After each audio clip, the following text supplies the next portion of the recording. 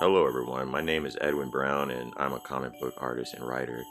And today I will be showing you how I do those drawings where I draw real people and put them next to Tyrannogator and or my other characters. So one of my goals is to have a service where I draw real people as superheroes or another creature, and basically showcasing them overcoming life's challenges and to help them kind of motivate them and such. So some of my friends here that you see in these pictures here, they let me draw them just to kind of see how it would look and to kind of give me a little bit of practice with drawing people.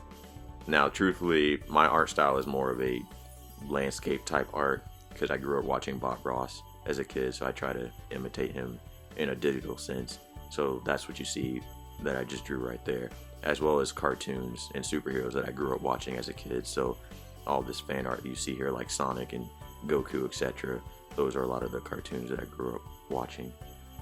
So with that said, drawing people is something I'm really trying to work at.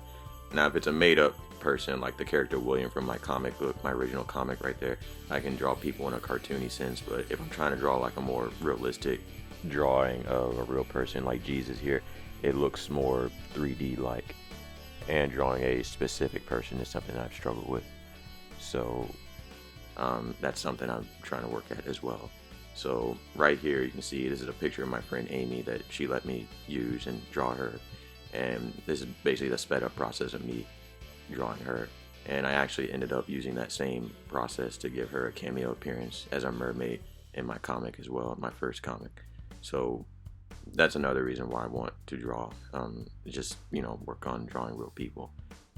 Now there's two different ways I can go about drawing real people. I can either just eyeball it like you saw me do in the previous drawing, or I can use a technique that my high school art teacher, Miss Feltz, taught me, where you draw a grid over the original picture and then you draw what's in each individual square. And this to me kind of works a little bit better because that's the one I used for my picture of my dog here. And I actually entered this into an art contest in high school and won a medal.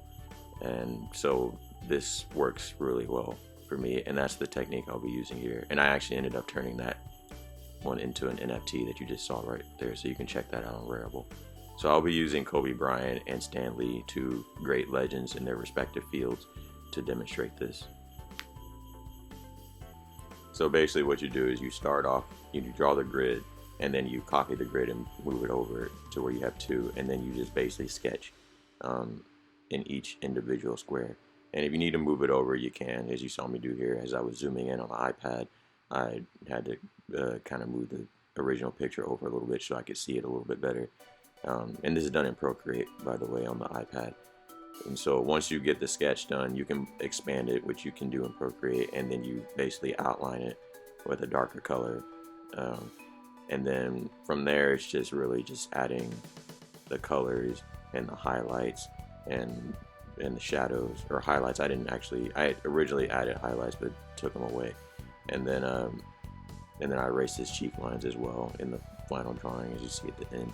And that's pretty much how I go about it. The grid for me works really well because it kind of helps break the picture down, and so I can kind of see a little bit better with what I'm doing. And I'm going to actually showcase that here on the Stan Lee drawing, because I took a screenshot of me after I blew the drawing up. I copied the sketch and layered it over the original picture just to showcase how accurate the grid actually is. So here again you can see what I just did. I drew the grid again, I sketched it in the grid, blew it up, then added the darker colors. And for Stan Lee there was a little bit more detail, like with his hair and everything, so I made sure I added that in, as you can see me doing, like with his hair, his mustache and his hair. So I added that in, as well as his glasses his frames were done on the same layer, but the lenses were done on a separate layer to kind of get that little opaque type look to them. And that's what I really like about Procreate, is that you can do separate layers. So then it's just adding shadows and everything. And this is the picture I was talking about, where I layered the sketch over the original picture, and you can see just how accurate the grid actually is. It looks like it got traced, so that's one reason why I like the grid as well. I didn't add a background because I was just kind of showcasing how I do the pictures. But if you want to add a background, um, the way I do it, sometimes I draw new backgrounds, and sometimes I just use backgrounds that I did before and save them.